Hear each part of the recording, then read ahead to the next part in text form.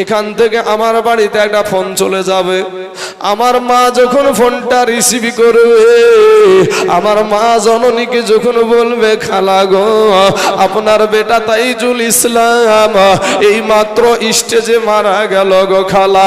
আমার মা জননী মোবাইলটা টান মেরে ছুঁড়ে ফেলে দিয়ে বলবে, বেটা রে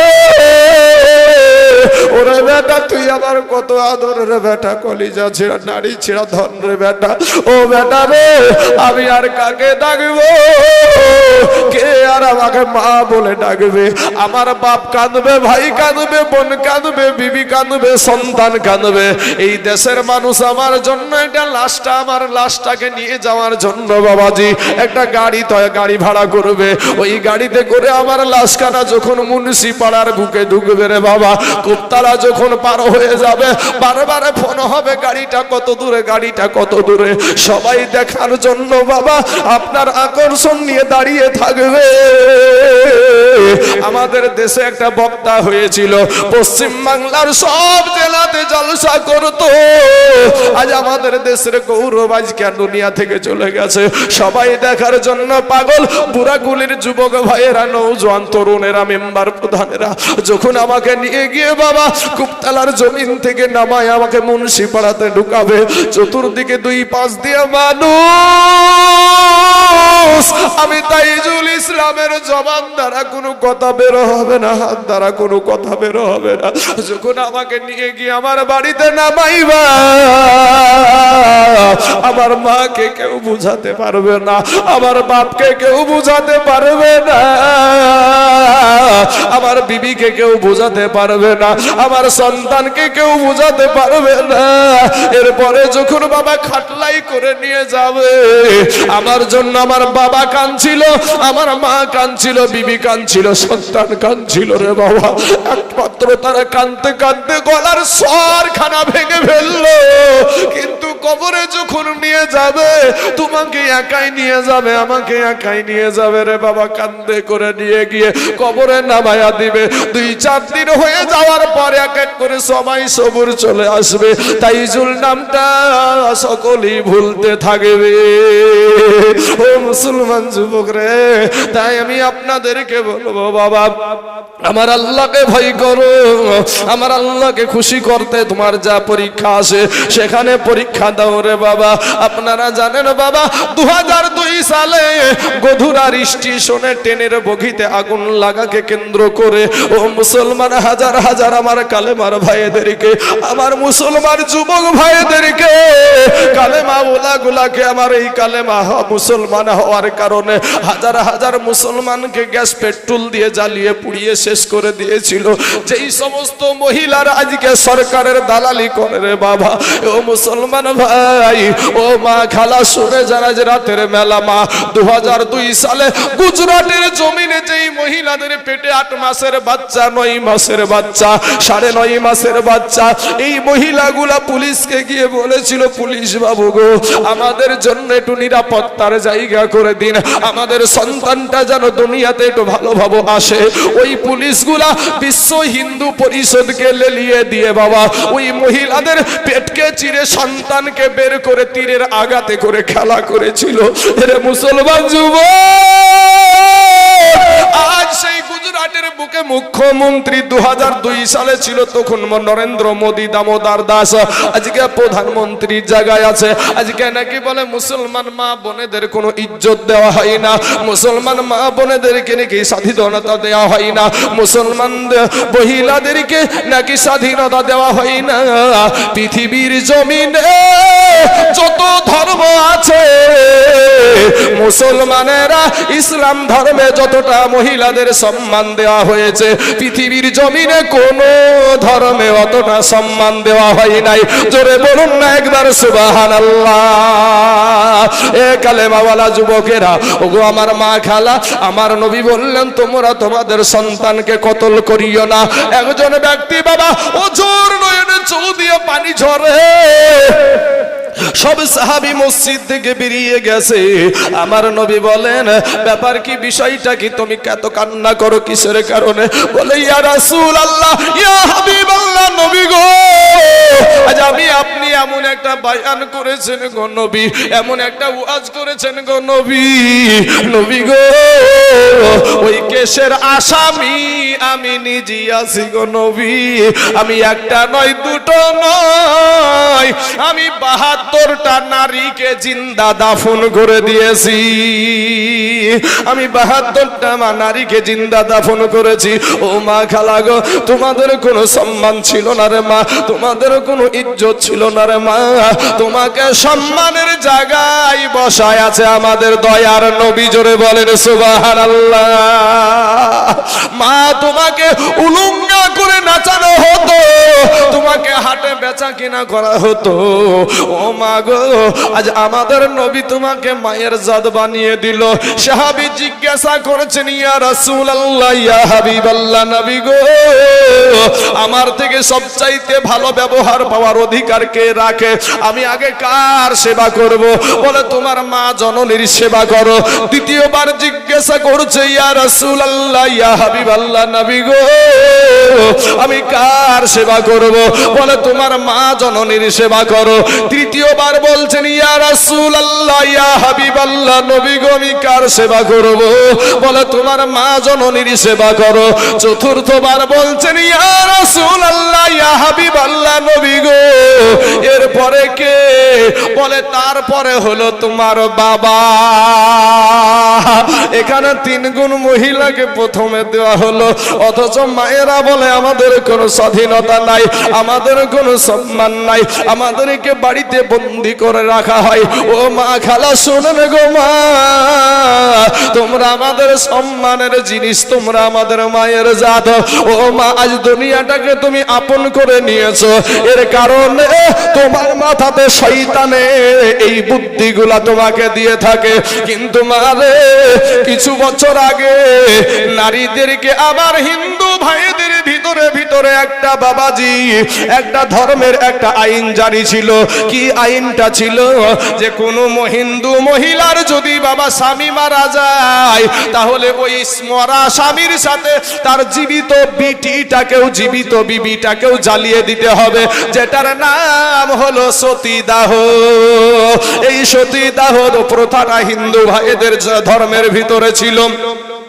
শিক্ষিত ব্যক্তিরা বলল, ধর্মের আইনে লাথিমার, ধর্মের আইনে লাথিমার। আমার জামাই আমার জামাই মারা গেছে, আমার জামাই চিতাতে জ্বলবে, এতে কোনো সন্দেহ নাই, এতে কোনো দ্বিধাবোধ নাই। তবে আমার একটা কলেজা ছিড়া বিটি, আমার একটা নারী ছিড়া বিটি, এটা জ্যান্ত বিটি চিতাই বসে বসে আব্বু গো বাঁচাও, আব্বু গো বাঁচাও বলে কাঁদবে। বাপ হইয়া এটা মানা যাবে না। কিন্তু বাবা রে, আজকে তাদের ধর্মের আইন পরিবর্তন করে দেওয়া হলো। কিন্তু মুসলমানদের এমন আইন বাবা, আজ থেকে 1500 বছর আগে আমার নবী যে আইন বেঁধে দিয়ে গেছে, ওই আইনের ওপরে বাবা এখনো, আগেও আমরা বলবৎ ছিলাম, এখনো আছি, আগামীতেও থাকবো। জোরে বলেন ইনশাআল্লাহ। এ যুবক রে, আমার কালেমার ভাইরা, ও মুসলমান আব্বা জানেরা, আমার মা খালা, মা জননী গো, ঈমান রক্ষা করতে গেলে কত পরীক্ষা দিতে হবে রে মা। ও মা জননী, আজকে তোমার ঈমান রক্ষার কোনো চাহিদা নাই। তোমার মতন কত মহিলা সংসারের সমস্ত কাজ করে, এরপরেও 5 ওয়াক্ত নামাজ পড়ে, অভাব নাই, কথা ঠিক না বে ঠিক? তোমার মতন কত মহিলা সংসারে, তোমার মতন কত বোন স্কুলে যাই, কলেজে যাই, টিউশনে যাই, এরপরেও পর্দা করে যাই, অভাব নাই রে বোন, তুমি কেন পারবা না? তোমার মতন কত যুবক মুনিশ খেটে ভাত খাও, তারপরও 5 ওয়াক্ত নামাজ পড়ে, তুমি কেন পারবা না রে বাবা? তোমার মতন কত যুবক স্কুলে পড়াশোনা করে, তারপরেও 5 ওয়াক্ত নামাজ পড়ে, তুমি কেন পারবা না রে বাবা? তোমার মতন কত যুবক ড্রাইভারি করে, তারপরেও 5 ওয়াক্ত নামাজ পড়ে, অভাব নাই, তুমি কেন পারবা না রে বাবা? তোমার মতন কত যুবক পুলিশের সাথে সিভিক ভলেন্টিয়ারের কাজ করে, এরপরেও 5 ওয়াক্ত নামাজ পড়ে অভাব নাই, তুমি কেন পারবা না রে বাবা? তোমার মতন কত যুবক স্কুলে মাস্টারি করে, ডাক্তারি করে, তারপরেও 5 ওয়াক্ত নামাজ পড়ে, তুমি কেন পারবা না রে বাবা? তুমি শিক্ষিত হয়েছো কিন্তু ভাই রে বেয়াদব হয়ো না। আমি আপনাদেরকে একটা কথা বলবো, আমার আল্লাহ পাক রব্বুল আলামিন আমার ব্রেনতে একটা এমন একটা জিনিস এনে দিল, এমন একটা ঘটনা এনে দিল বাবা। ও সোনা মানিকরে, এই ভারতের জমিনে এই কোরআনকে ব্যান করার জন্য বাবাজি 1985 সালের বাবা, 1985 সালে 29 মার্চ মাসের 29 তারিখে আপনার এই কোরআন শরীফকে, যেই কোরআনকে আজকে আপনারা লক্ষ লক্ষ টাকা দিয়ে যেই মাদ্রাসা বানিয়েছেন, এই মাদ্রাসায় যেই আপনার কোরআনটা পড়ানো হয়, পৃথিবীর জমিন আপনি তালাশ করে দেখুন কোন ধর্মের কোন কিতাব পুরানো হয় না, কিন্তু মুসলমানদের কোরআনকে পুরানো হয়। কারণটা বোঝা যায়, সত্য সব সময় চাপা দেওয়ার চেষ্টা করে। এ বাবাজি 29 মার্চ এই ভারতবর্ষের জমিনে কলকাতাতে হাইকোর্ট আছে না নাই বাবা? কলকাতাতে হাইকোর্টে আপনার মামলা করেছিল কোরআনকে ব্যান করার জন্য। কোরআনকে যারা ব্যান করে দিয়ে ব্যান করার জন্য মামলা করলো, এ বাবাজি এই মার্চ মাসের পরেই বাবাজি আর এক পরের মাসটা হলো এপ্রিল মাস, এই 13-17 তারিখে এই কোরআনের মামলার যখন বাবাজি জজ বসে গেল, জজ সাহেব বলল এটা মুসলমানদের সংখ্যালঘু মুসলমানদের এটা ধর্মগ্রন্থ, এটা সংবিধান আইন দ্বারা বন্ধ করা যাবে না।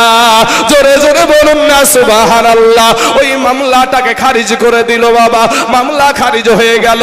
দুইজন ব্যক্তি কোরআনের উপরে মামলা করেছিল, ওই দুইজন ব্যক্তির পেতাত্তা এসে 2021 সালে বাবাজি ওয়াসিম রেজভী নামে একটা ব্যক্তি ছিল শিয়া মুসলিম, ওই শিয়া মুসলিম 26টা কোরআনের উপর 26টা কোরআনের আয়াতের উপরে মামলা করেছিল বাবা। ওই ওয়াসিম রেজভী কোথায় মামলা করেছিল? ভারতবর্ষের সবচাইতে যেটা বড় আদালত, যার নাম হলো আপনার কি গো, কি নাম? বড় আদালত, জজ কোর্ট নাকি সুপ্রিম কোর্ট? ওই দেখেন বলে দিয়েছে, ভারতের সবচাইতে বড় আদালতের নাম হলো সুপ্রিম কোর্ট। ওই সুপ্রিম কোর্টে যখন ওয়াসিম রেজভী 26টা কোরআনের আয়াতের উপরে মামলা করেছিল বাবা, ও সোনা মানিক রে, আমার আল্লাহ এই কালামের হেফাজতকারী, জোরে বলেন সুবহানাল্লাহ। কোরআনকে যারা মিটাতে এসেছিল তারা মিটে গেছে, কিন্তু কোরআন মিটে না।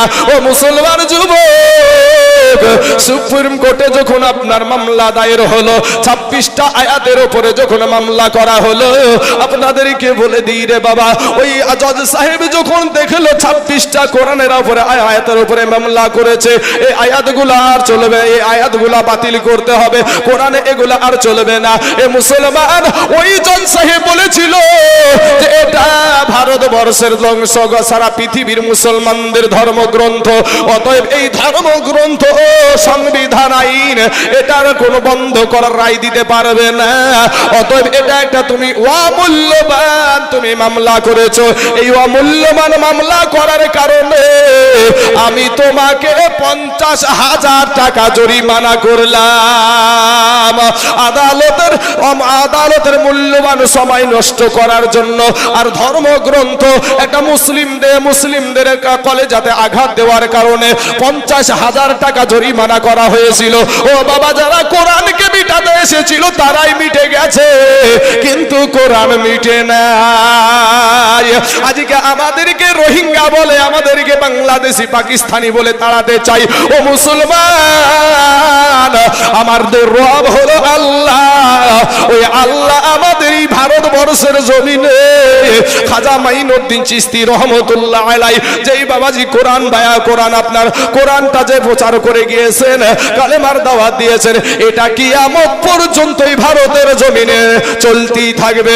কারো বাবার ক্ষমতা নাই সেটা নিভাতে, জোরে বলেন না সুবহানাল্লাহ। এ মুসলমান ভাইরা, ও আমার আব্বা জানেরা, আমি আপনাদেরকে আরেকটি কথা বলি বাবাজি, এই ভারতের জমিনে একটা কিতাব লেখা হয়েছিল বাবা, কিতাবটার নাম হলো রঙ্গিলা রসুল। জোরে বলেন নাউজুবিল্লাহ। কিতাবটার নাম হলো রঙ্গিলা রসুল।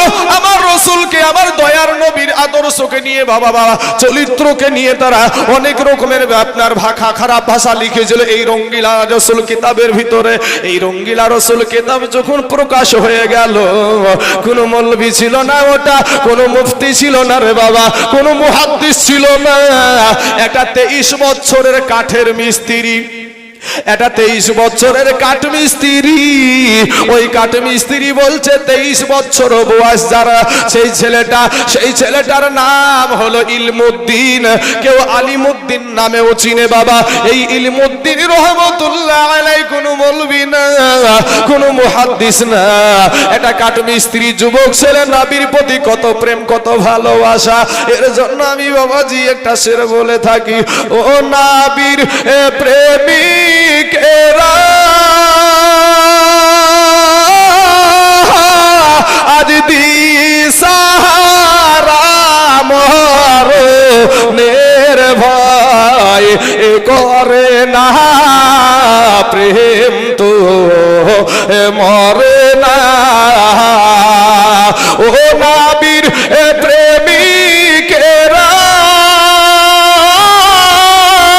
আজ দিশাহারা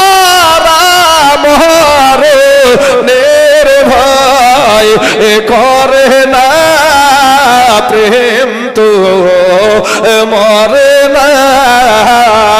আর প্রেম কইরাছে না মুসা নবী, তোর পাহাড়ে গেলেন চলি গো।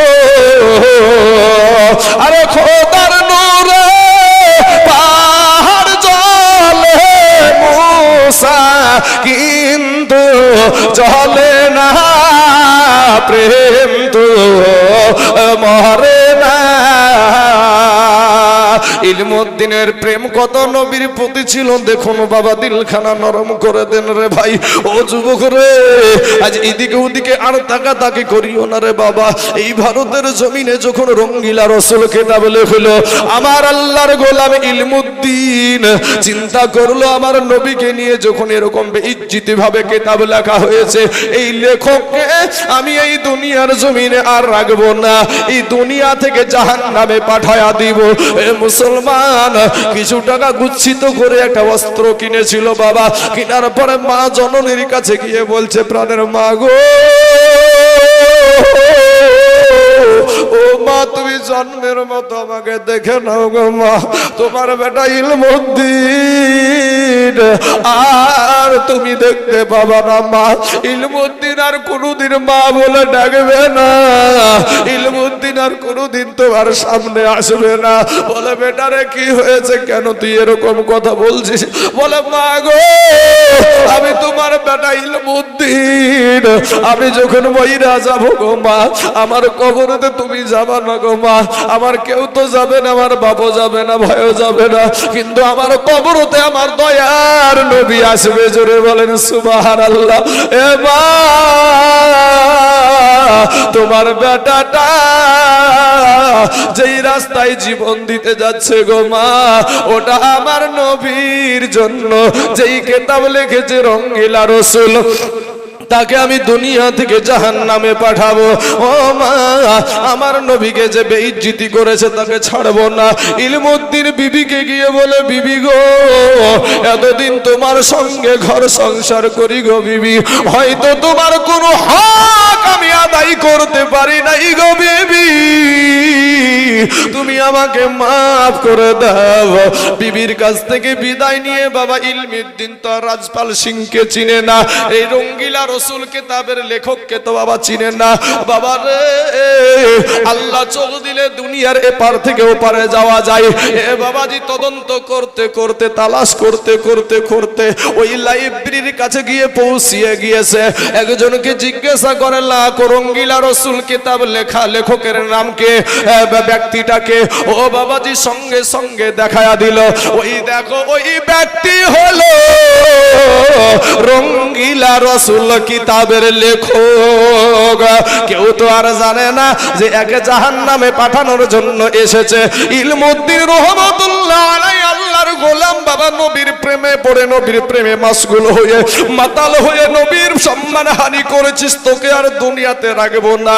এবার বাবাজি চলে গেল আপনার ভিতরে, আপনার লাইব্রেরির ভিতরে প্রবেশ করে বলে, আপনি কি রঙ্গিলা রসুলের কিতাবের লেখক নাকি? বলে হ্যাঁ আমি লিখেছি এই রঙ্গিলা রসুল কিতাবটি। যেমন মুখ দিয়ে বের করেছে, সাথে সাথে বাবাজি ওই রঙ্গিলা রসুলের কিতাব রাজপাল সিংকে সঙ্গে সঙ্গে বাবাজি আঘাত করতে শুরু করেছে। তার পেটে বাবাজি আঘাত করে, এ বাবাজি তাকে দুনিয়া থেকে যতক্ষণ না বিদায় হয়েছে ততক্ষণ পর্যন্ত আঘাত করে গেল। আপনার আমার মতন পালায়া গেল না। ও বাবাজি সঙ্গে সঙ্গে প্রশাসনের কাছে আপনার গ্রেফতার হয়ে গেল। ইংরেজের আমল বাবাজি, ইংরেজরা তখন রাজত্ব করতো রে বাবা। ইংরেজের আমলে আপনার ওই ইলমুদ্দিন রহমতুল্লাহ আলাইহিকে যখন আদালতে তোলা হলো, মুসলমানেরা বলেছিল ভারত বাংলাদেশ পাকিস্তান তখন এক জায়গায় ছিল বাবাজি। পাকিস্তানের মুসলমানেরা বলেছিল কোটি টাকা দিব আমাদের ইলমুদ্দিনকে ফিরায়া দেন, তাকে ফিরিয়ে দিয়েছিল না। আর বলেছিল মুসলমানেরা গিয়ে ইলমুদ্দিনকে বলেছিল, ভাইজান একটা বার শুধু আপনি বলেন যে আমি যখন তাকে মারি আমার হুঁশ ছিল না, জ্ঞান ছিল না, আমার ইলমুদ্দিন আল্লাহর গোলাম, আমার নবীর আশিক গো, আমার নবীর পাগলটা বলছে দুনিয়ার মানুষ গো, আমি আমার নবীর সাথে সাক্ষাতের জন্য আমি পাগল পারা হয়ে গেছি, আমি একটা মিথ্যার আশ্রয় নিব না। জোরে বলেন সুবহানাল্লাহ। তাকে বাবাজি সঙ্গে সঙ্গে আপনার করলো কি ফাঁসির অর্ডার করে দিল। ফাঁসির দড়ি গলায় পরিয়ে নিয়েছে। এরপরেও দুশমনে রাসূলকে ছাড়ে নাই, এরপরেও গোস্তাকে রাসূলকে ছাড়ে নাই। আজকে বাবারে যারাই কোরআনের বিরোধিতা করতে এসেছে তারাই কিন্তু বাবাজি মিটে গেছে, কোরআন মিটে নাই। আজকে হুরসির জমিনে এই মাদ্রাসা চলে বাবাজি, এই হুরসির জমিনে কোরআন তেলাওয়াত হয়। কারা গো আজ কোরআন ওয়ালা আছেন বাবা? এই মাদ্রাসার পাশে আবার আপনার বাবা মায়ের কবর, আপনার মা জননীর কবর, আপনার বাপের কবর, যেখান থেকে বাবা কোরআনের তেলাওয়াত শোনা যায়। আজকে এই কবর থেকে কারা জানি চাতক পাখির মতো তাকায় আছে, আমার সন্তান মনে হয় আমার জন্য একটু দোয়া করবে। আহারে কত সন্তান দুনিয়াতে আনতে গিয়ে মায়ের কষ্ট, আজ মা বাপকে কবরে রেখেছে সন্তান মেলাতে ঘুরে।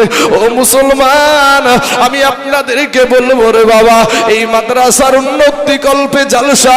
আজকে কার জানি আব্বা এখানে শুয়ে আছে, আজকে কার জানি মা কবরে শুয়ে আছে। ইলমুদ্দিন একটা আলেম ছিল না বাবা, নবীর প্রেমে বাবা জীবন দিয়েছিল। ও মুসলমান, কারা গো আজ কোরআনকে জিন্দা রাখতে চান, কারা আজ ইসলামকে জিন্দা রাখতে চান? আমি এতগুলা মানুষকে বলবো বাবা, একজন কোন আল্লাহ গো আল্লাহ ব্যক্তি আছেন। আমি তাইজুল ইসলাম বাবাজি চতুর্দিকে যাই, কোন জায়গাতে 50,000ও বলেছি, কোন জায়গাতে 30,000ও বলেছি, 20,000ও বলেছি, 10,000ও বলেছি। আমি আজকে 50 বলবো না, 20 বলবো না, 30 বলবো না, 10ও বলবো না।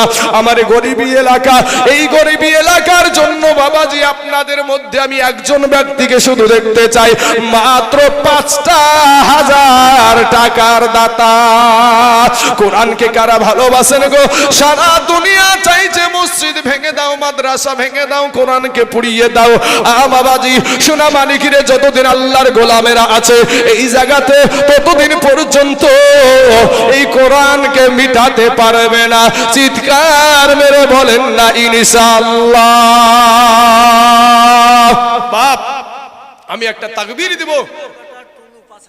কে একটু কুসুম গরম পানির ব্যবস্থা করেন, ঠান্ডা পানি। সুবহানাল্লাহ সুবহানাল্লাহ। হারুম মিয়ার বেটা টুলু, উনি সর্বপ্রথম 1 নম্বর বলেছে আমি দিব 5,000। আমার বলতে দেরি হয়েছে, কিন্তু তার বলতে দেরি হয় নাই। প্রথমেই বলছে আমি দিব 5,000 টাকা। নারে তাকবীর, আল্লাহু আকবার বললে আপনার নেকি গো বাপ।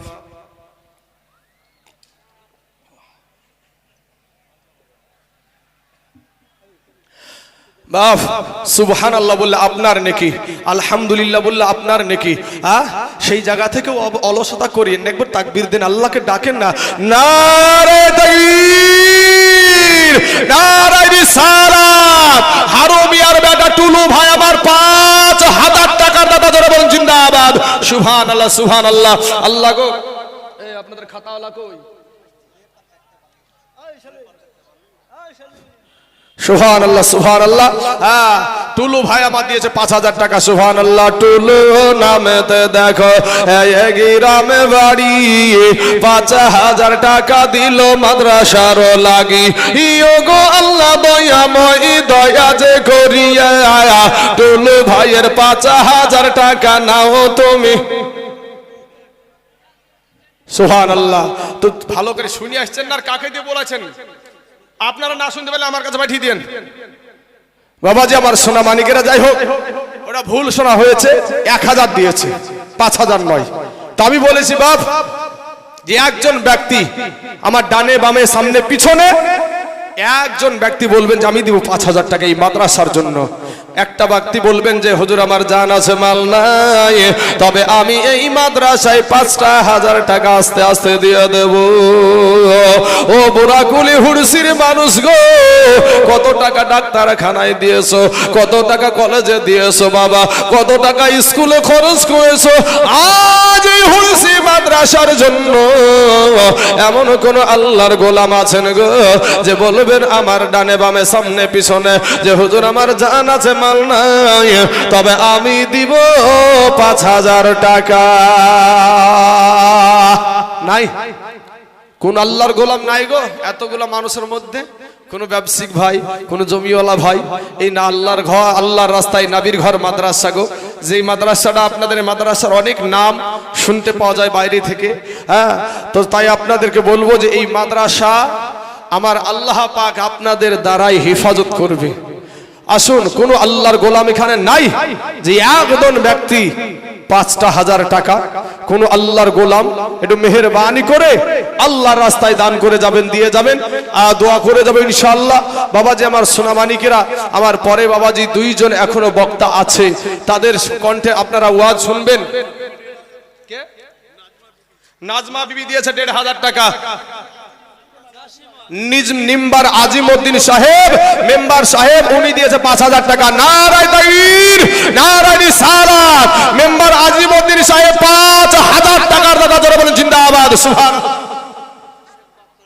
আচ্ছা ভাই, পিন্টু শেখ ভাই আমার বাপ মার জন্য 500 টাকা দিয়েছে। আহারে মায়ের পাগল সন্তান, মায়ের বাপের পাগল বেটা, আল্লাহ 500 টাকা দিয়েছে। তার মা জননীর আব্বাজানের কবরখানাকে রিয়াজুল জান্নাত বানিয়ে দাও, আমিন সুম্মা আমিন।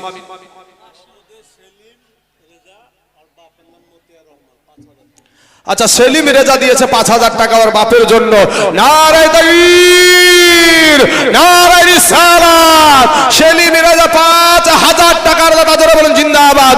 সুবহানাল্লাহ। সেলিম ও নামেতে দেখো এই গ্রামে বাড়ি, 5000 টাকা দিল দেখো মাদ্রাসার লাগি। ইয়ো গো আল্লাহ দয়াময়, দয়া যে করিয়া সেলিম ভাইয়ের 5000 টাকা নাও তুমি কবুল করিয়া। আরেকজন মা আমার 500 টাকা দিয়েছে। দেন, তাড়াতাড়ি দিন, ফটাফট দেন। আচ্ছা, খাতে দিলেন কাকে? আমাকে। যাক, আমার মা জননী দরদ লাগিয়েছে একটু, যে বেটাটা আমার কত কষ্ট করছে, তো মা জননী বলছে আপনাকে চা খাইতে দিলাম। যাক, মাশাআল্লাহ। আল্লাহ গো, আমার মা যদি জান্নাত পায়, আল্লাহ আমার মায়ের সাথে এই মানাকে আল্লাহ তুমি জান্নাতবাসী করে দিও। সকলে বলেন আমিন। সুবহানাল্লাহ। জালিমা বিবি 500 টাকা। নাসিফা বিবি 700 টাকা। আনোয়ারা বেওয়া 500 টাকা। কে? নুসেমা বিবি দিয়েছে 500 টাকা। আল্লাহ এদের দানগুলোকে তুমি কবুল করে নাও, আল্লাহ এর নারাজ করে দাও, আল্লাহর রুজুকে তুমি বরকত দান করো। আয় আল্লাহ, আসমানি বালা, জমিনি বালা, রুহানি বালা, সমস্ত বালা মুসিবতকে আল্লাহ তুমি দূর করে দাও, আমিন সুম্মা আমিন। সুবহানাল্লাহ। বাবাজি আমার সোনা মানিকের, আমার ভাই জানা, নাম্বার 2 হয়ে গেল। নাম্বার 3 5000, মাত্র 5000 টাকা। একটু বলবেন হুজুর আমার জান আছে মাল নাই। আমার একজন সেভিক ভলেন্টিয়ার ভাই, আহা সেবিক ভাই পুলিশের সাথে চাকরি করে। সেই ভাইটা দেখেন, আমি কিছুক্ষণ পূর্বেই ওয়াজ করছিলাম, কত সেবিক ভলেন্টিয়াররা তারাও 5 ওয়াক্ত নামাজ পড়ে। আমারই মুসল্লি একটা আছে 5 ওয়াক্ত নামাজ পড়ে, সেবিক ভলেন্টিয়ারের কাজ করে, অভাব নাই। তো আমার সেবিক ভলেন্টিয়ার ভাই দিয়েছে 500 খান টাকা। আল্লাহর ভাইজানের 500 টাকাকে তুমি কবুল করে নিয়ে, এই আল্লাহ রব্বুল আলামিন ভাইকে রাত্রি বেলায় তারা ডিউটি করে, আল্লাহ তাদেরকে বালা মুসিবত থেকে আমার ভাইজানকে তুমি হেফাজত করিও। ভাই শোনা, অনেকেই পুলিশ থেকে ভয় করে বাপ, আর আমি তাইজুল ইসলাম বক্তারাই পুলিশ দেখলে সাহস আমাদের বাড়ে। কারণ কোন সময় থাকে বিহারে, কোন সময় উত্তর দিনাজপুরে, থাকে তো সিস্টেম নাই, বুঝতে পারছেন। 4 চাকা হয়েছে, আল্লাহ দিয়েছে, বুঝতে পেরেছেন।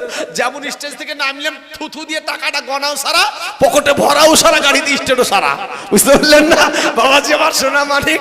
তো রাতের বেলা আমরা পুলিশ দেখতে পেলে, সেবিক দেখতে পেলে আমাদের কলেজা বাড়ে যে পুলিশ ভাইরা আছে, সেবিক ভাইরা আছে, কোনো অসুবিধা পড়লে এরা আমাদেরকে ঠিক করে নিবে। তাই আমাদের কতদিনে দেখেন ডাড়াকাঠির মুড়ি কতদিন ধরেছে, আমাদের শিয়ালমারিতে ধরেছে, এই লোছনপুরে আপনারা এই গোপালপুর দিকে যাইতে, ওই যেখানে এমন বাবা গাড়ি থেকে নামছে মনে হয়েছে বিশাল আসামি ধরবে। ওরে বাবারে, যেমন দেখেছে মৌলভী সাহেব মানুষ, বক্তা মানুষ, সাধু। ঠিক আছে সুবহানাল্লাহ। কেলো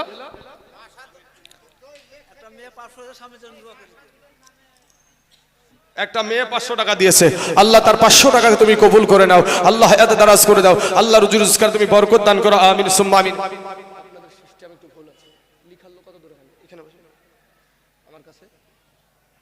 বাবাজি আমার সোনা মানিকের, আমার ভাই জানেরা, ওগো আমার আব্বা জানেরা, আপনাদেরকে বলবো যে নাম্বার 3 5000 টাকা।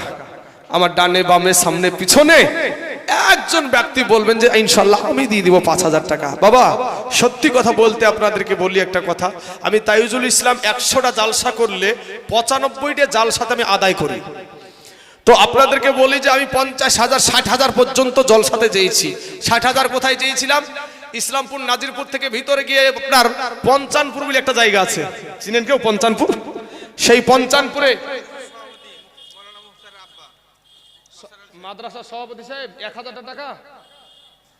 হাগো চাচা, আচ্ছা আরো টাইম আছে, দিয়েন, জোর করে নিব না বাপ। আপনাদের মাদ্রাসা ইনশাআল্লাহ চলুক। সভাপতি, মাদ্রাসার সভাপতি সাহেব 1000 টাকা দিয়েছে, আল্লাহ তার 1000 টাকাকে তুমি কবুল করে দাও। তো ওই জায়গাতে বাবাজি একজন মহিলা নগদ 60,000 টাকা নিয়ে এসে দিয়েছে, তো হাত ভর্তি হয়ে গেছে, বুঝতে পারছেন। তো এমন কোন আল্লাহর গোলাম 60 তো চাইনি, 50ও চাইনি, 20ও চাইনি। এই মাদ্রাসা আপনাদের দেশের সম্মান, আপনাদের দেশের ইজ্জত, আপনাদের দেশের সম্মান। সেই যেই মাদ্রাসায় আল্লাহর কোরআন তেলাওয়াত হয়, যেখানে হাফিজ ছাত্র, যেখানে আলিম ছাত্র, সেই জায়গাতে আপনার বাপ মার কবরের পাশে কোরআন তেলাওয়াত হচ্ছে। ও মুসলমান, আমি আপনাদেরকে বলবো ভাই, একজন আল্লাহর গোলাম মাত্র 5,000 টাকা ইনশাআল্লাহ। ভাই মুসলমান,